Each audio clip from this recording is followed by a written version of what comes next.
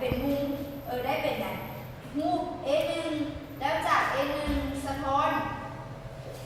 นแสงมอดหลังแผ่นที่2จะเกิดเป็นแสงสะท้อนคือ A3 และวันนี้เราจะมาสังเกตว่าแผ่นที่2เนาะคือแผ่นที่2คือ